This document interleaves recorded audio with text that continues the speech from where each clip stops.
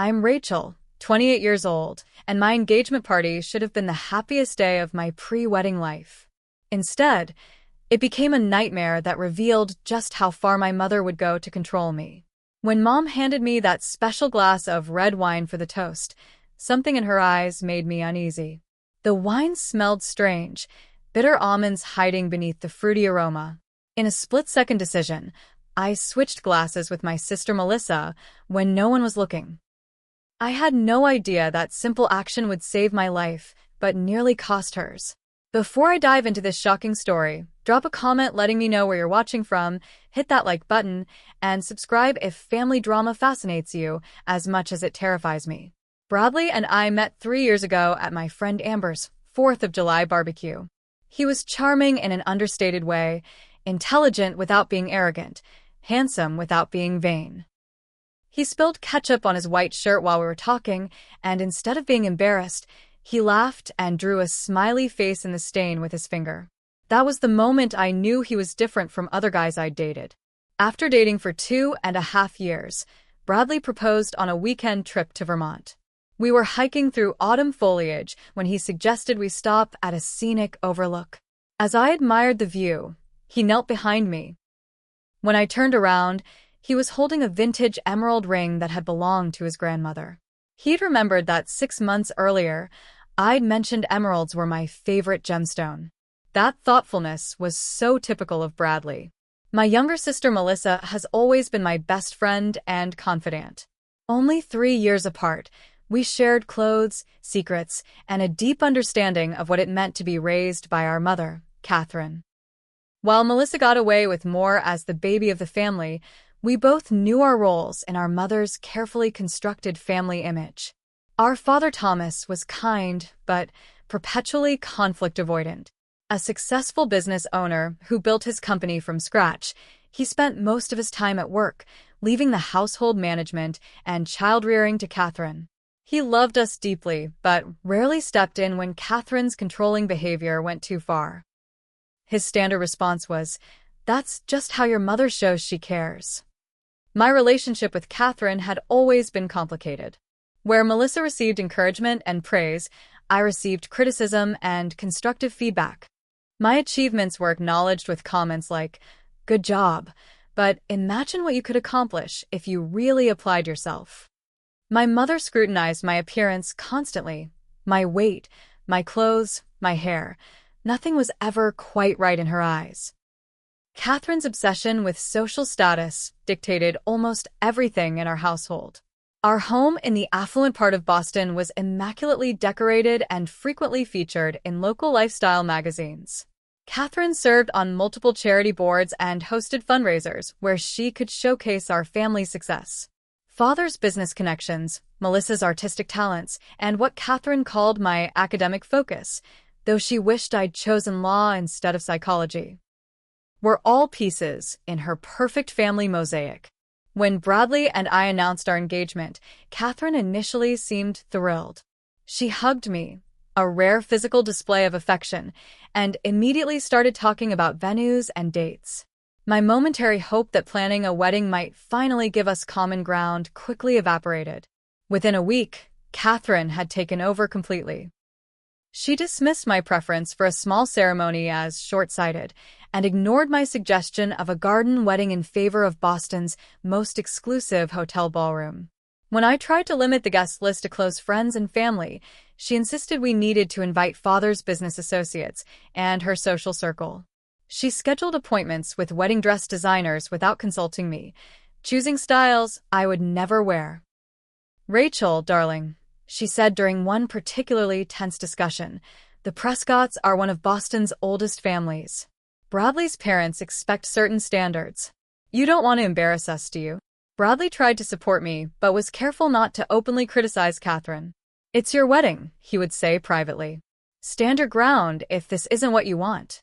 But confronting Catherine meant explosive arguments followed by icy silence that affected the entire household. Sometimes keeping the peace seemed easier than fighting for what I wanted.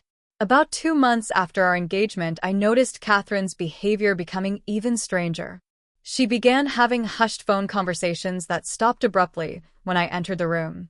Twice, I saw her having coffee with Bradley's mother Elaine, despite claiming they barely knew each other.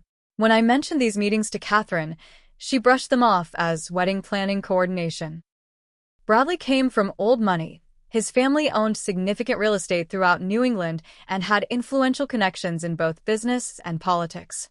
Catherine seemed increasingly fixated on impressing them, mentioning the Prescotts in nearly every conversation and researching their family history online. "Did you know Bradley's great-grandfather was a state senator?" she asked one evening at dinner. "And his mother serves on the board of the Boston Symphony Orchestra." "That's the kind of family you're marrying into, Rachel. We need to make sure they understand we're their equals." The pressure intensified as the engagement party approached. Catherine mentioned it whenever we spoke, reminding me about proper etiquette and the importance of making a good impression. What should have been an exciting time became increasingly stressful, with a sense of foreboding I couldn't quite explain.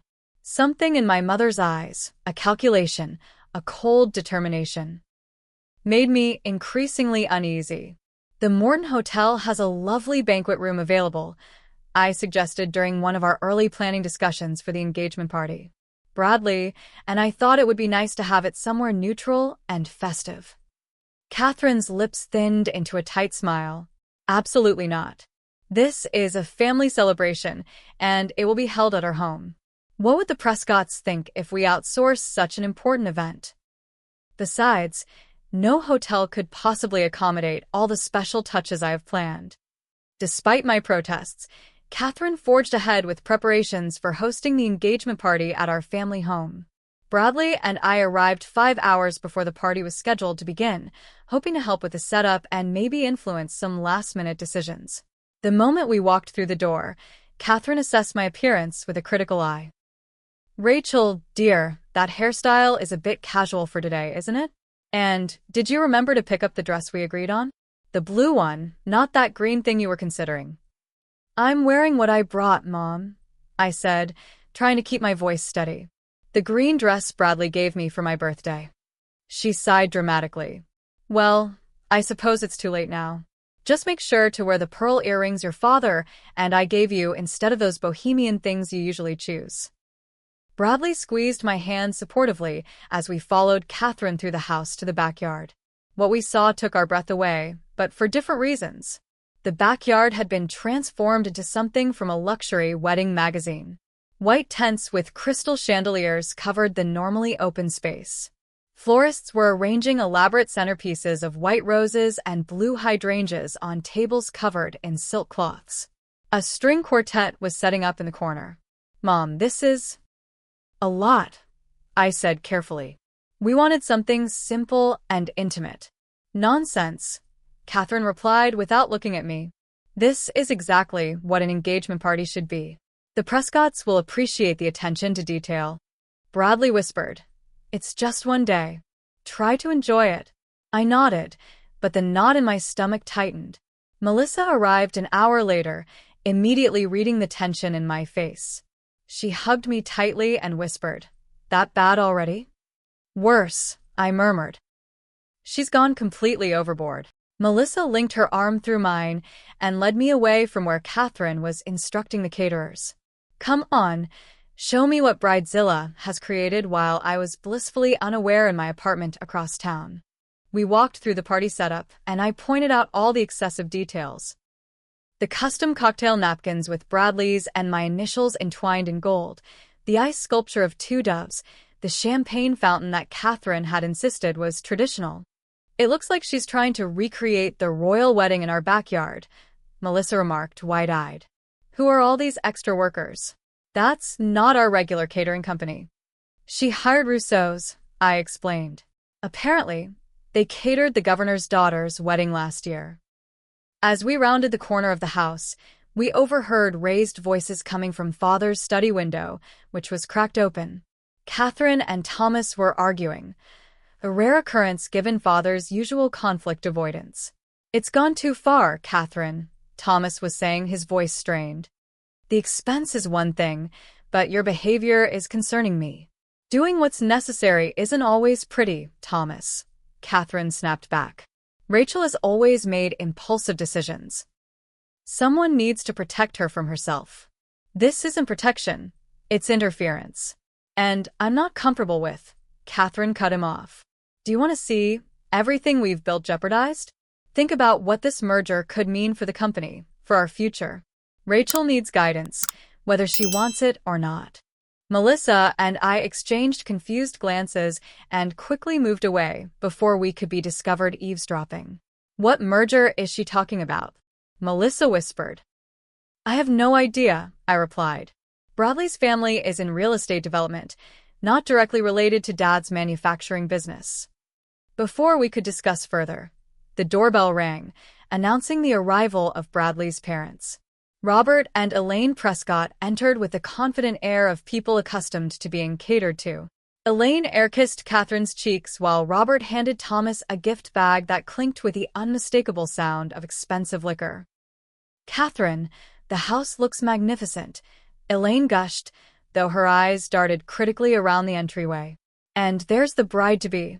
Rachel, darling, that color is interesting with your complexion. I forced a smile while Catherine shot me an "I told you so" look. Catherine's behavior around the Prescotts was embarrassingly obsequious. She mentioned her recent charity auction 3 times in 5 minutes, carefully noting which local celebrities had attended.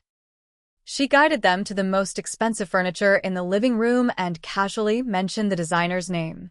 As more guests arrived, I noticed Catherine constantly watching my interactions with Bradley's family members, hovering nearby and jumping in whenever she felt the conversation wasn't appropriately impressive. When Bradley's uncle mentioned his recent trip to France, Catherine practically shoved me aside to talk about her own European vacations. While Catherine was distracted showing Elaine our newly renovated kitchen, I pulled Bradley aside.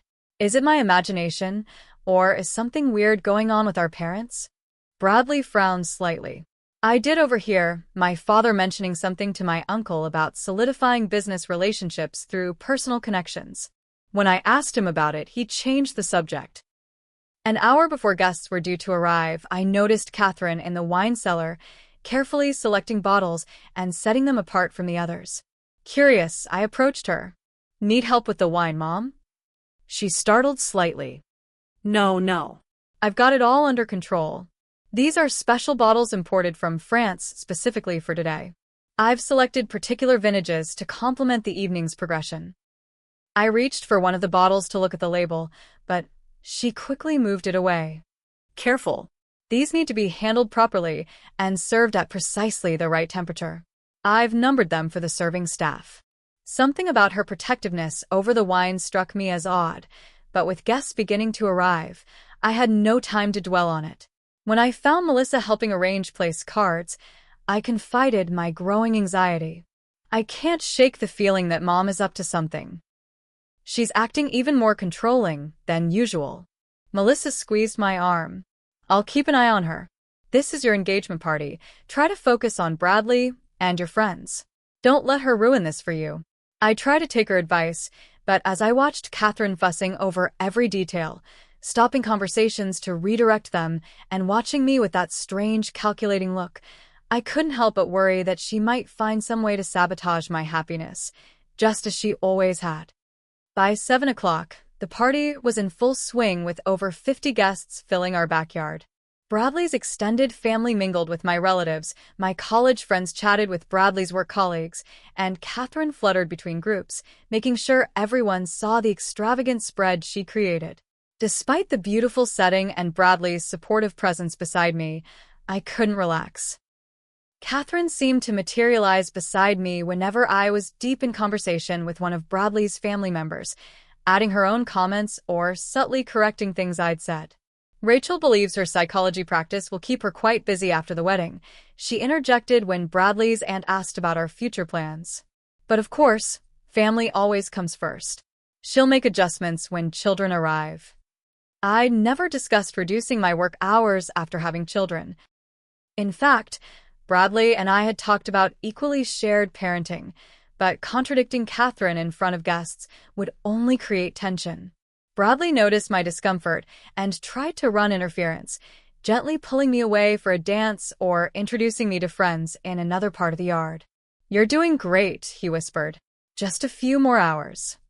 Around 8:30, my college roommate Emma cornered me by the dessert table. Rachel, is everything okay with your mom? She's acting strange. Strange how? I asked, though I'd noticed it too. Emma hesitated. I don't know exactly. She keeps watching you like she's waiting for something.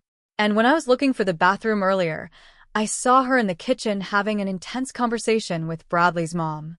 They stopped talking the second they saw me. Before I could respond, Catherine's voice rang out over the party. Everyone, may I have your attention, please? It's time for the toasts. The guests gathered around the central area, where Catherine had set up a small platform. Thomas went first, champagne glass in hand, his speech warm and genuine. When Rachel was a little girl, he began, she once told me she would know the right person to marry because they would make her laugh even on her saddest days. Bradley, I've seen how you bring joy to my daughter's life, and I couldn't ask for more. To Rachel and Bradley, may your life together be filled with laughter. Guests applauded as Thomas stepped down, and Bradley's father took his place. Robert Prescott was more formal, his toast focusing less on Bradley and me as individuals, and more on the union of our families. The joining of the Prescott and Sullivan families represents more than just the marriage of two young people, he said, raising his glass. It represents the merging of shared values, traditions, and visions for the future. Together, our families will create something greater than either could achieve alone. His words struck me as oddly corporate for a wedding toast, reinforcing my suspicions that there was more to this family union than Bradley and I had been told. As Robert finished, Catherine stepped forward, signaling to a server who wheeled out a cart with several bottles of red wine and crystal glasses. For the final toast, she announced, we'll be enjoying a special vintage that I've been saving for an extraordinary occasion. This particular wine symbolizes the rich, complex, and lasting relationship we anticipate between our families. She made a show of personally uncorking the bottles and examining each one before pouring. I noticed she arranged the glasses in a specific order on silver trays. As servers began distributing them, Catherine intercepted, taking control of who received which glass. No.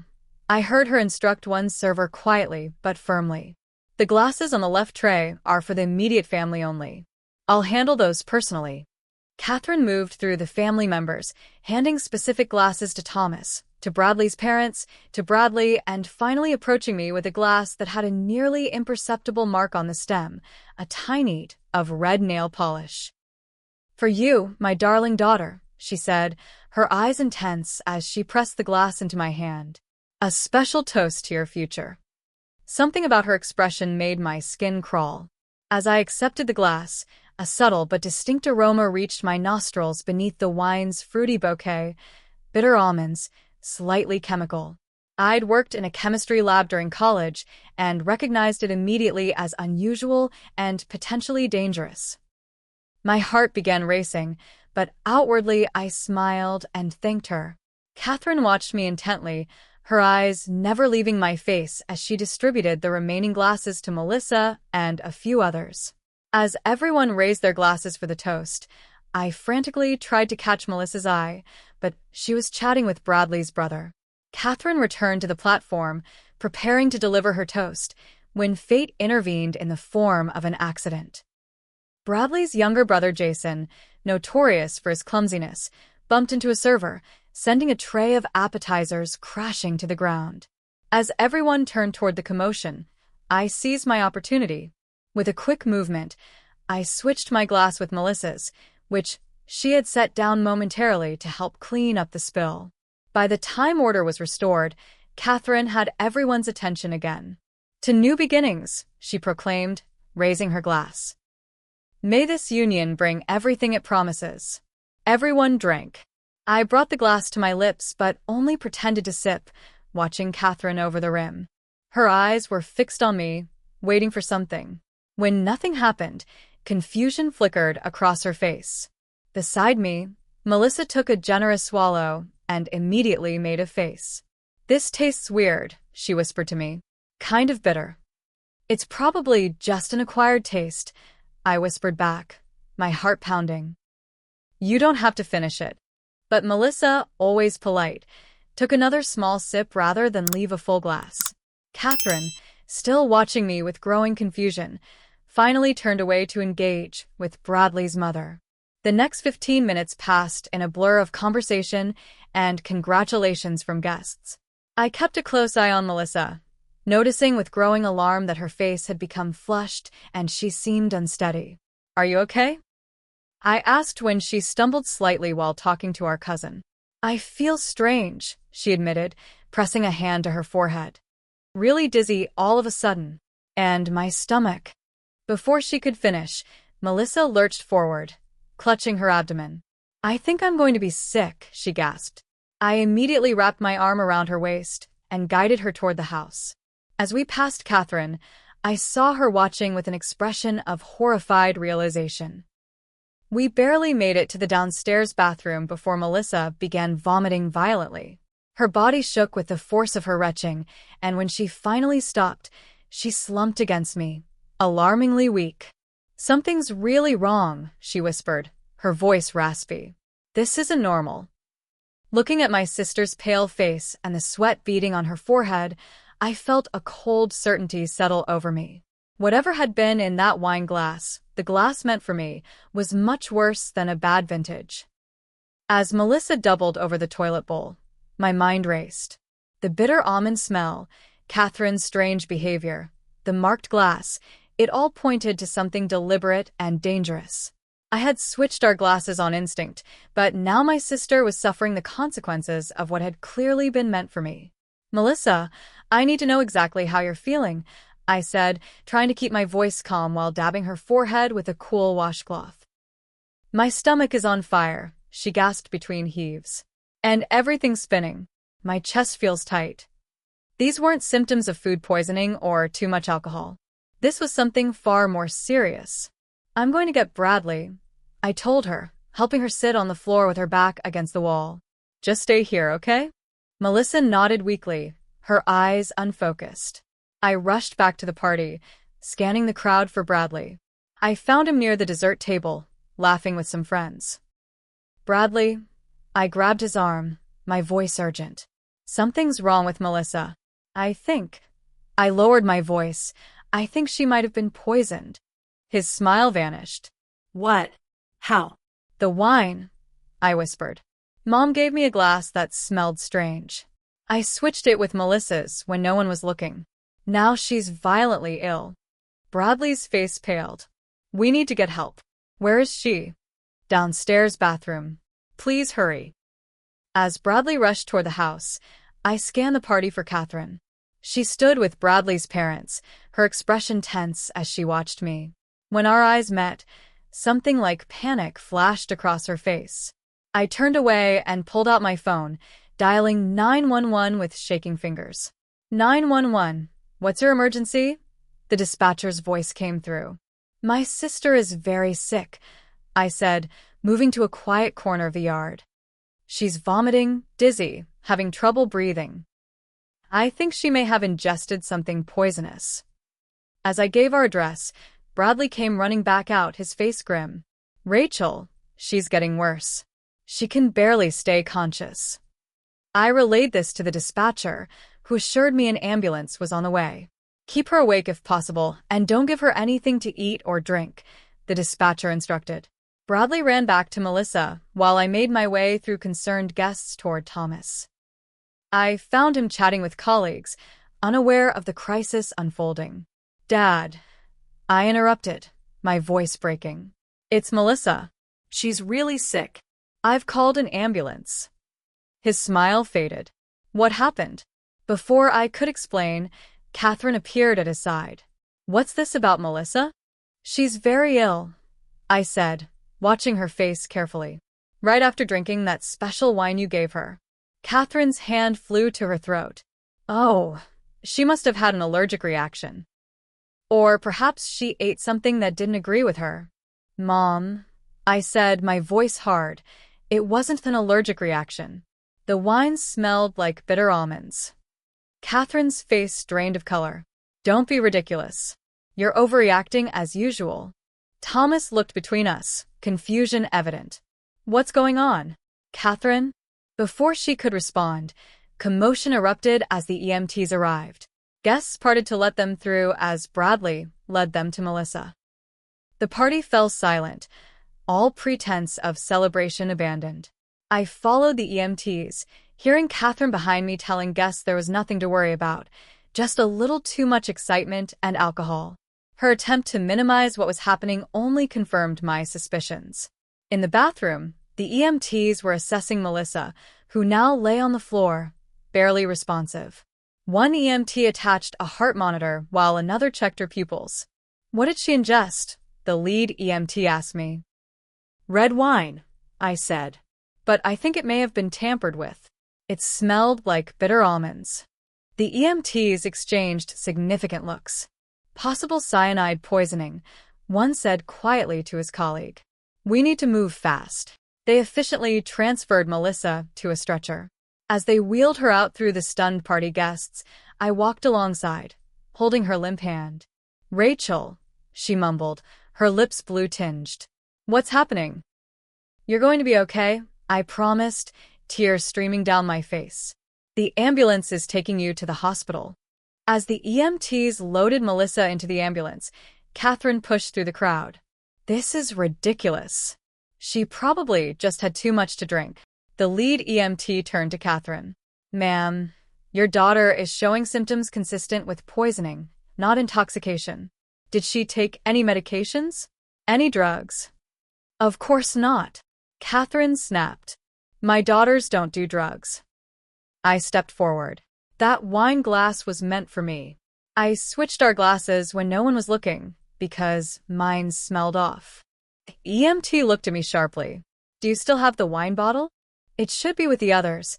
I began, but Catherine interrupted. The catering staff has probably cleared everything away by now.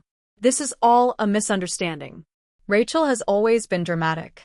Something in her dismissive tone hardened my resolve. I'll find it, I told the EMT. My mother poured from a specific bottle she kept separate from the others. As the ambulance prepared to leave with Melissa, Bradley appeared at my side. Go with her, he urged. I'll find the wine bottle and meet you at the hospital. I nodded gratefully and climbed into the ambulance. As the doors closed, I caught a glimpse of Catherine's face, not concerned, as a mother should be, but calculating. The ride to the hospital was a blur of terror. The EMTs worked on Melissa, administering oxygen and monitoring her vital signs. I called Thomas, who said he would meet us at the hospital after making sure all guests left. And Mom? I asked. She's upset, he replied carefully. She keeps saying this is all a misunderstanding. Dad, I said, my voice breaking, I need you to keep the wine bottles safe. Don't let Mom dispose of them. Rachel, what are you suggesting? Just please do it. For Melissa. After we arrived at the hospital, Melissa was rushed into emergency treatment. A doctor came to question me about what had happened. My sister drank from a glass of wine that I believe was tampered with, I explained. It smelled like bitter almonds, and she immediately became ill after drinking it. Bitter almonds is consistent with cyanide, the doctor said gravely. We're treating her for poisoning now. If you're right, it's fortunate she got here so quickly. Time is critical with this type of poisoning. Bradley arrived 30 minutes later, his face grim. He pulled me into the hallway, away from the waiting room where other family members had begun to gather. I found the wine bottle, he said quietly. It wasn't with the others. It was wrapped in a kitchen towel in your mother's private trash bin in her bathroom. My blood ran cold. Did you tell the police? They're already at your house, Bradley confirmed. One of your neighbors is a retired detective. When he heard what happened, he called some former colleagues. They're treating your house as a potential crime scene. I leaned against the wall, the reality of the situation hitting me fully. My mother tried to poison me, I whispered. And instead, she almost killed Melissa. Bradley pulled me into his arms. We don't know that for sure yet, but we both knew it was true.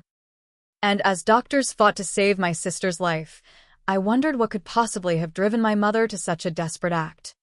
The emergency room waiting area filled quickly as news spread.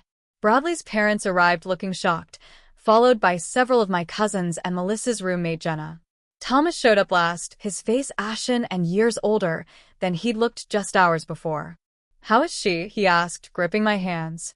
"They're still working on her," I said. The doctor mentioned activated charcoal and some kind of cyanide antidote kit. Thomas collapsed into a chair. "This can't be happening. There must be some mistake." "Where's Mom?" I asked, noticing her absence. "She's speaking with the police at the house," he said, rubbing his face. "Rachel, they're suggesting that she poisoned the wine I finished for him." "Dad, I switched glasses with Melissa. That glass was meant for me." Thomas shook his head in denial. "Your mother would never, Mr. Sullivan." A doctor in scrubs interrupted us. We all stood, faces anxious. "I'm Thomas Sullivan, Melissa's father," Thomas said. "How is she?" "Your daughter is stabilized but in serious condition," the doctor explained. "Her symptoms are consistent with cyanide poisoning. We've administered the hydroxycobalamin antidote and are supporting her cardiac and respiratory functions. The next 24 hours will be critical." "Cyanide?" Thomas repeated, his voice hollow. "How could this happen?" "That's what the police are trying to determine," the doctor said gently. "They'll need to speak with all of you, especially you, Miss Sullivan," he added, looking at me. "I understand you witnessed the incident."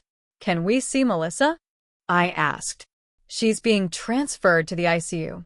One visitor at a time, and only for a few minutes. She's unconscious but stable." As the doctor left, 2 police officers approached us. "Rachel Sullivan?" one asked. I nodded. "I'm Detective Parker. This is Detective Ramirez. We'd like to ask you some questions about what happened tonight." They led me to a small consultation room off the waiting area. Detective Parker, a woman in her 40s with kind eyes but a no-nonsense demeanor, sat across from me. "Walk us through what happened," she requested. I took a deep breath and explained everything. Catherine's strange behavior leading up to the party, the specially marked wine glass, the bitter almond smell, and my split-second decision to switch glasses with Melissa. "When did you first suspect something was wrong with the wine?" Detective Ramirez asked.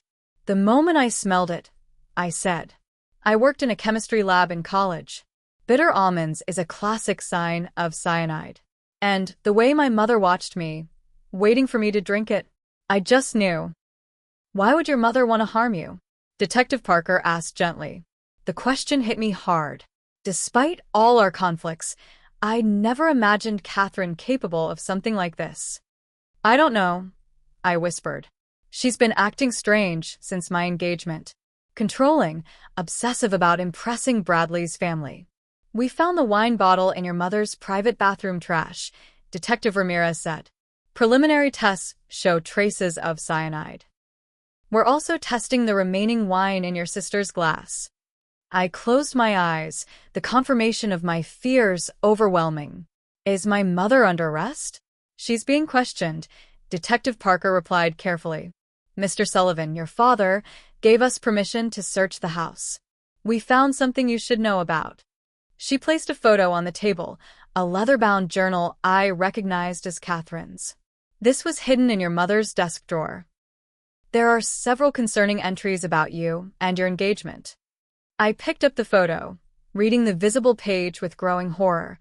Rachel is determined to ruin everything as usual. She doesn't understand what's at stake. If this wedding happens too quickly, before the merger is finalized, everything could fall apart. I won't let her impulsiveness destroy what we've built.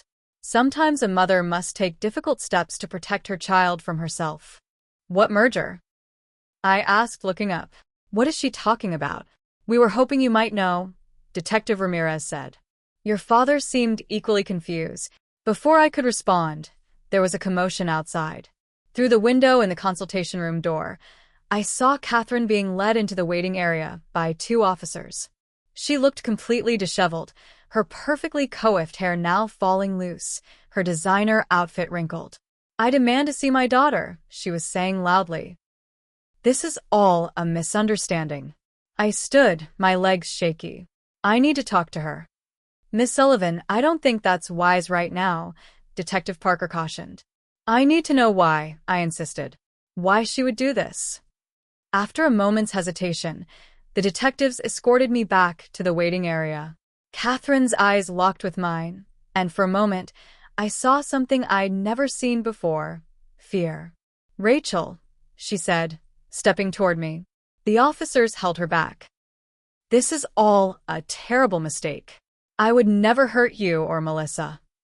The wine tested positive for cyanide, Mom, I said, my voice surprisingly steady. Your journal talks about taking difficult steps to protect me from myself. What does that mean? What merger were you talking about? Catherine's face drained of color. You went through my private things? Answer the question, Thomas demanded, suddenly at my side. What have you done, Catherine? Catherine's composure cracked. You don't understand. None of you do. The Prescott-Sullivan merger would secure our future, our legacy. Robert and I have been planning it for months. Their real estate holdings, our manufacturing capabilities. Together we could dominate the market. What does it have to do with poisoning our daughter? Thomas asked, his voice shaking with rage. I wasn't trying to kill her. Catherine snapped. Just delay things. Make her too ill for the wedding to proceed as scheduled. Give us time to finalize the business arrangements without her impulsive decisions complicating matters. The room fell silent. Bradley's parents stood frozen, expressions of horror on their faces. You poisoned wine with cyanide to give me food poisoning? I asked incredulously. It was just supposed to make you sick for a few weeks, Catherine insisted, desperation in her voice. I researched the dosage carefully. But then you switched glasses with Melissa. Why would you do that? The selfish absurdity of her question left me speechless. Before I could respond, Emma pushed through the small crowd that had gathered. I saw you, she said to Catherine, her voice shaking. In the kitchen before the toast. You were putting something into one specific glass, marking it with your nail polish. Catherine's face contorted. You stupid girl. You understand nothing about what's at stake here. Mrs. Sullivan, Detective Parker interrupted. You're under arrest for attempted murder and conspiracy to commit bodily harm. You have the right to remain silent. As the officers read Catherine her rights, Thomas collapsed into a chair, his head in his hands. Bradley came to stand beside me, his arm around my waist supporting me as my legs threatened to give way. I'm so sorry, Robert Prescott said, approaching us. I had no idea Catherine would take things this far. Yes, we discussed a business merger, but nothing was worth this. You knew? Bradley asked his father, disbelief in his voice. About the business discussions, yes. About this. He gestured toward the police, now leading Catherine away. Absolutely not. Son, I would never condone something like this. A nurse appeared in the doorway. Family of Melissa Sullivan? She's awake and asking for Rachel. I broke away from the group and followed the nurse to the ICU. Melissa lay in the hospital bed, pale and fragile-looking, connected to various machines. Her eyes fluttered open when I approached. Hey, she whispered weakly. Hey yourself, I said, taking her hand gently. How are you feeling? Like I got hit by a truck, she mumbled. What happened? I hesitated, unsure how much to tell her in her weakened state. You got sick at the party. The doctors are taking good care of you. Melissa's eyes focused on my face. It was the wine, wasn't it? It tasted wrong. I nodded, unable to speak past the lump in my throat. Did everyone get sick? She asked. No, I managed. Just you. Confusion crossed her face, followed by dawning comprehension. Mom, she whispered. It was Mom, wasn't it? Tears spilled down my cheeks as I nodded. I'm so sorry, Melissa. That glass was meant for me. I switched them when I smelled something strange. I never imagined it was actually poison. Melissa squeezed my hand weakly. Not your fault. You probably saved both our lives. If you'd drunk it first. She didn't finish the thought. The police have her in custody, I said quietly. She admitted it was cyanide. She claims she only meant to make me sick, not kill me. Melissa closed her eyes, a tear sliding down her cheek. Why? Some business merger with Bradley's family. She wanted to delay the wedding. We sat in silence for a moment, the magnitude of our mother's betrayal too enormous to fully process. "What happens now?" Melissa finally asked. "Now you focus on getting better," I said firmly. "The rest, we'll figure it out together." As I left Melissa's room, I found Bradley waiting in the hallway. Without a word, he pulled me into his arms, and finally, I let myself break down completely, sobbing against his chest as the full horror of the night washed over me. My own mother had tried to poison me, nearly killing my sister instead, all for the sake of business and control. The future I'd imagined, stressful wedding planning followed by a happy marriage, had shattered, replaced by police investigations, criminal charges, and a family torn apart by betrayal. Yet as Bradley held me, whispering that we would get through this together, I felt the first tiny spark of hope that somehow we would find a way forward from this nightmare. The ICU waiting room became our temporary home over the next few days. Melissa's condition remained serious, but stable, with doctors cautiously optimistic about her recovery. The poisoning had strained her liver and kidneys, but she was young and otherwise healthy, giving her a good chance at a full recovery. I barely left the hospital, sleeping in uncomfortable chairs and subsisting on vending machine snacks until Bradley forced me to take breaks. The guilt I felt was crushing. Every time I looked at Melissa connected to those machines, I was reminded that she was suffering because of a poison meant for me. "You have to stop blaming yourself," Bradley said on the third night as we shared a sandwich in the hospital cafeteria. "You didn't do this. Catherine did." I couldn't bring myself to call her mom anymore. That title implied love, protection, nurturing, everything Catherine had proven she was incapable of providing. "I keep replaying everything in my mind," I admitted. "All the warning signs I missed. How did I not see what she was capable of?"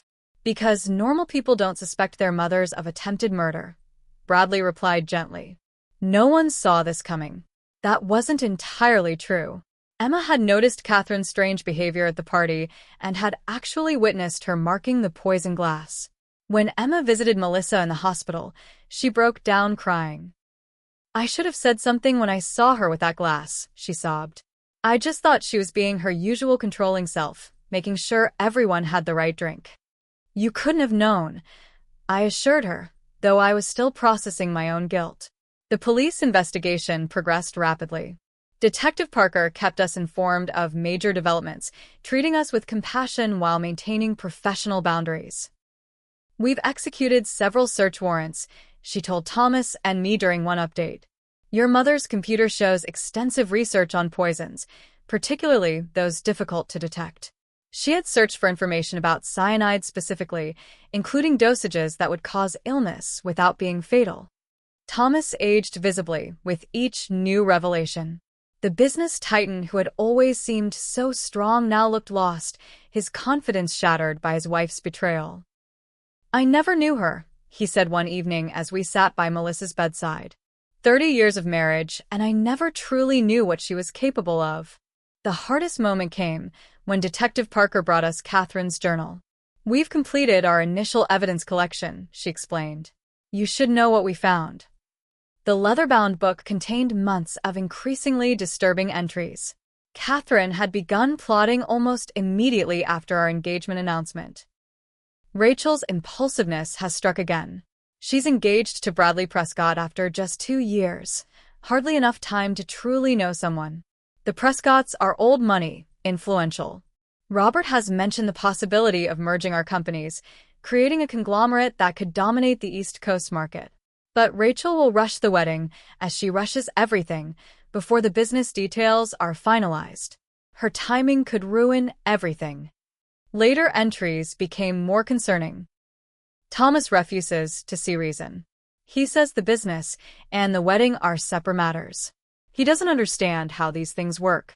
The Prescotts won't commit fully to the merger until the families are joined. But if Rachel and Bradley marry quickly and then have problems, as they inevitably will given Rachel's history of failed relationships, the merger could collapse before it's solidified. The most chilling entries came from the weeks just before the engagement party. Research on temporary illnesses shows several possibilities. Food poisoning too unreliable. Ipecac too obvious. Found something that should work perfectly. Tasteless in wine. Symptoms begin quickly. Recovery takes weeks. Just enough time to delay the wedding until after the merger is complete.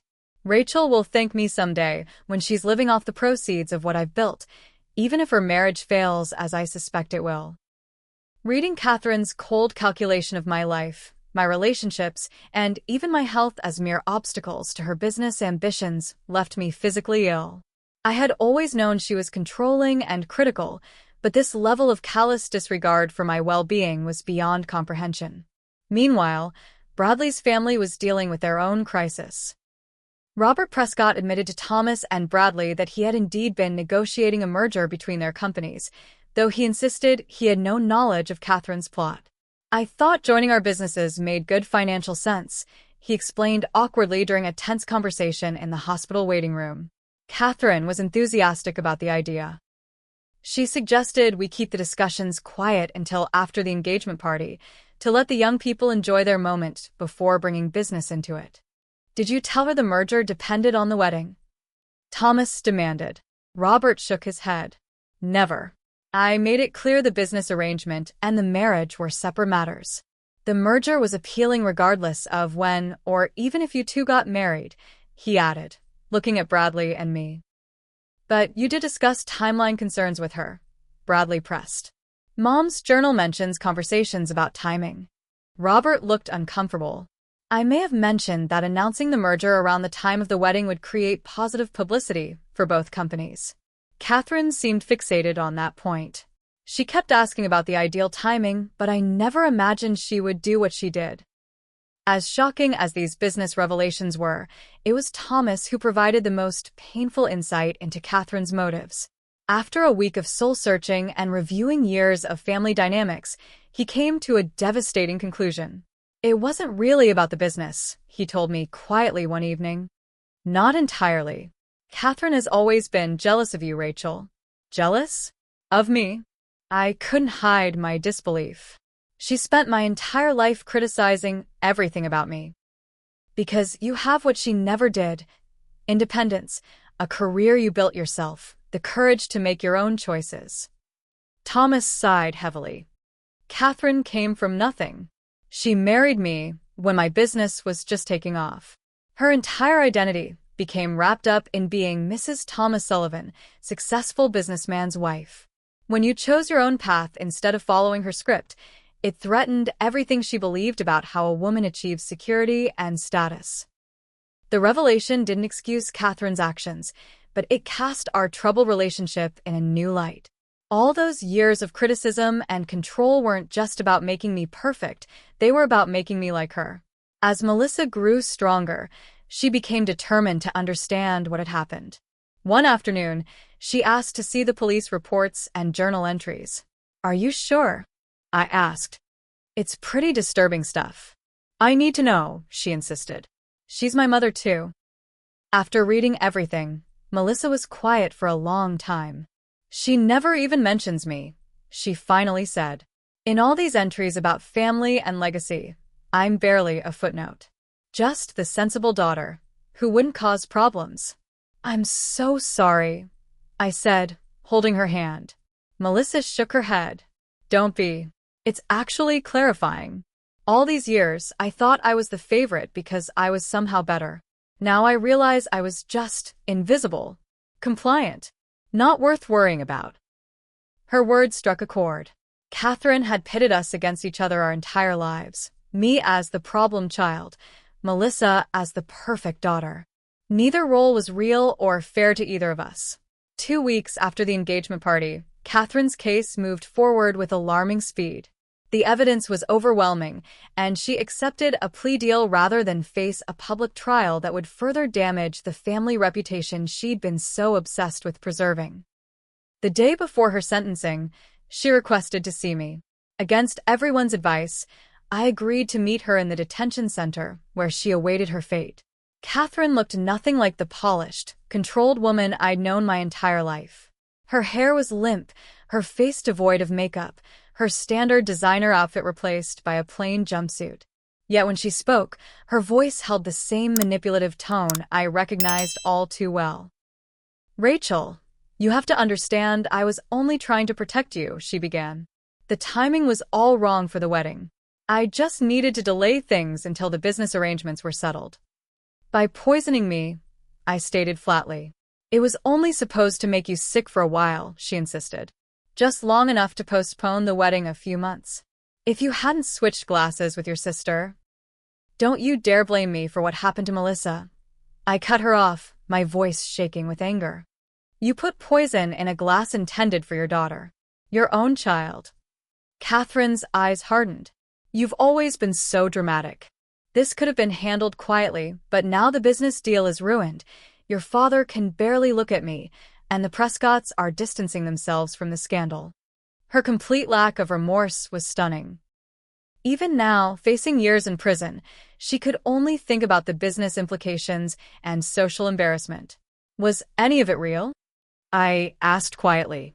"Did you ever actually love me, or was I just a piece in your perfect family picture?" Something flickered in Catherine's eyes, perhaps the closest thing to genuine emotion I'd seen from her. "You were always so much like me, stubborn, determined. I saw myself in you. I just wanted to help you avoid my mistakes." "What mistakes?" "Thinking love is enough. It isn't. Security, position, respect, those are what matter in the end." I stood up, suddenly exhausted by her twisted worldview. "You're wrong, and I'm nothing like you." As I turned to leave, Catherine called after me. "The wedding, are you still going through with it?" I paused at the door. Yes. "But you won't be there to see it." The finality of those words hung between us as I walked away, finally free of the need for her approval that had shaped so much of my life. Catherine received 8 years in prison for attempted murder, with additional charges for conspiracy and evidence tampering. The sentencing made local headlines, a public humiliation that would have once been Catherine's worst nightmare but now seemed almost irrelevant compared to the damage she'd caused. Melissa was released from the hospital after 3 weeks, her body still weakened but recovering. She moved into my apartment temporarily, since neither of us could face returning to the family home where everything had happened. Thomas sold the house almost immediately, unable to live with the memories it contained. He bought a modest condo closer to his office and threw himself into work, his way of coping with the collapse of his marriage and family life as he had known it. Bradley and I postponed the wedding indefinitely, both needing time to process the trauma before celebrating a new beginning. His parents, horrified by their unwitting role in Catherine's scheme, kept a respectful distance while making it clear they supported our relationship. "Take all the time you need," Elaine told me during a careful, awkward lunch. "What happened wasn't your fault, and it wasn't Bradley's. When you're ready, if you're ready, we'll be there." The merger between the Sullivan and Prescott companies was officially abandoned, though Thomas and Robert maintained a cordial professional relationship. Some business partnerships couldn't survive the weight of personal tragedy. 6 weeks after the engagement party, I suggested we all try family therapy. Thomas was reluctant at first. Like many men of his generation, he viewed therapy as a sign of weakness, but Melissa convinced him. "We need to understand what happened, Dad," she argued. "Not just the poisoning, but all of it. The dynamics that led us here, the warning signs we missed. Otherwise, we're just carrying this toxic legacy forward." Dr. Amanda Foster, a family therapist specializing in trauma, helped us navigate the complicated emotions surrounding Catherine's betrayal. In those sessions, Thomas revealed the extent of Catherine's controlling behavior throughout their marriage. She managed everything: our social calendar, our home, the children's activities. I thought it was a fair division of labor since I handled the business. I never realized how much she was manipulating all of us. She created a dynamic where Melissa and I were constantly competing for approval, I added. I was cast as the difficult one, Melissa as the perfect daughter. It kept us divided instead of supporting each other. Melissa nodded. I always felt guilty for being the favorite, so I tried extra hard to be perfect. Meanwhile, Rachel rebelled against impossible standards. Mom had us exactly where she wanted us, focused on her approval instead of our own relationship. These insights didn't heal the wounds overnight, but they helped us understand the dysfunctional patterns we needed to break. Thomas began setting healthier boundaries in all his relationships. Melissa explored her people-pleasing tendencies and worked on expressing her authentic needs. And I confronted my deep-seated belief that I was somehow inherently flawed and unworthy of unconditional love. 3 months after the poisoning, Emma suggested a small gathering at her apartment. Just close friends, no family drama, a chance to simply enjoy each other's company without the weight of recent events. The evening was cathartic. For a few hours, we laughed, played ridiculous board games, and talked about everything except Catherine and the engagement party. It was the first time I'd felt normal since that night. As Bradley walked me home afterward, he asked the question we'd both been avoiding. "Where do we go from here, Rachel?" With us, I mean. I took his hand as we strolled through the quiet streets. "I still love you. That hasn't changed. And I love you," he said simply. "But it's okay if you need more time, or if you want to change our plans." I considered his words carefully before responding. I don't want to let what happened define our future. But I also don't want the big wedding my mother was planning. That was never what I wanted anyway. "What do you want?" The question was freeing. For so long, my wishes had been overshadowed by Catherine's vision, then by the trauma of her betrayal. What did I want on my own terms? "Something small," I said finally. "Just us, Melissa, my dad, a few close friends. No grand statements, no social positioning. Just a celebration of love with people who genuinely care about us." Bradley smiled. "That sounds perfect." 2 months later, we were married in a small ceremony at Emma's family's beach house on Cape Cod. Melissa, fully recovered physically if not emotionally, stood beside me as my maid of honor. Thomas, looking older but somehow lighter without Catherine's influence, walked me down a simple aisle of sand to where Bradley waited with his brother as best man. We wrote our own vows, promising not just love and fidelity but also honesty, respect for independence, and the courage to build something new together, untainted by the past. Only 20 people witnessed our exchange, but the joy in that intimate gathering far exceeded anything a lavish society wedding could have provided. At the small reception afterward, Thomas gave a toast that brought tears to everyone's eyes. "Life rarely follows the path we expect," he said, his voice steady despite the emotion in his eyes. "Sometimes it takes us through dark valleys before we reach the light." But watching Rachel and Bradley find their way back to joy after unimaginable betrayal has taught me that love, real love, not control disguised as care, is more resilient than any force trying to destroy it. Melissa's toast followed, her recovery a miracle we all celebrated. "To my incredible sister," she said, raising her glass of sparkling cider. "None of us could face red wine. You saved my life twice, once by trusting your instincts about that wine, and again by showing me what courage looks like in the aftermath. May your marriage be built on the same trust and bravery that brought us through our darkest days." As the small celebration continued around us, Bradley and I slipped away to watch the sunset over the ocean. "Any regrets?" he asked, his arm around my waist. I considered the question seriously. "I regret not seeing my mother clearly sooner. I regret that Melissa suffered because of my split-second decision.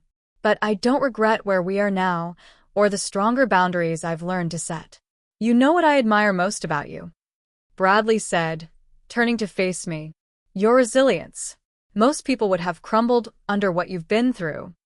Instead, you've rebuilt yourself and your family relationships into something healthier." His words touched me deeply because I recognized their truth. The path to this moment had been unimaginably difficult, but I had emerged stronger, more confident in my own judgment, and surrounded by genuine love rather than conditional approval. In the months that followed, we created a new normal. Thomas began dating again, cautiously. Melissa moved to Chicago for a fresh start, but we spoke daily. Bradley and I bought a small house in a neighborhood Catherine would have deemed insufficient, but that felt perfectly right to us. I never visited Catherine in prison. Her letters came monthly at first, then quarterly, then stopped altogether when I never responded. Some wounds were too deep for reconciliation, some betrayals too fundamental to forgive. That was a difficult reality to accept, but an honest one. On the first anniversary of that fateful engagement party, I sat in our backyard garden, reflecting on everything that had changed. The sound of the door sliding open interrupted my thoughts as Bradley joined me, 2 cups of tea in hand. "Penny for your thoughts?" he asked, settling beside me. "I was just thinking about how our instincts try to protect us if we listen." I accepted the tea gratefully. That night, something deep inside me recognized the danger before my conscious mind could process it. I've learned to trust that inner voice. "I'm grateful every day that you did," Bradley said softly. As the evening light faded around us, I felt a profound sense of peace. The mother I thought I knew was gone, replaced by the harsh truth of who Catherine really was. But in losing her, I had found myself, my strength, my boundaries, my ability to recognize genuine love.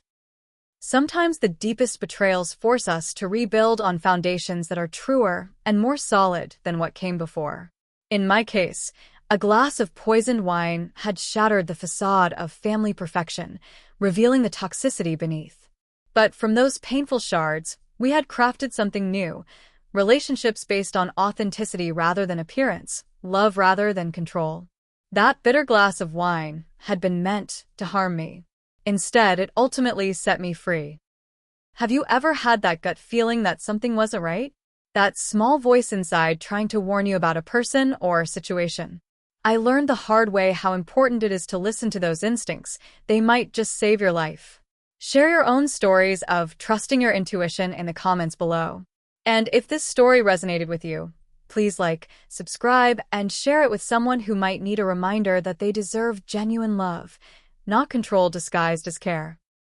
Thank you for listening to my journey from darkness to healing. Remember, sometimes the most painful experiences lead to the most profound growth.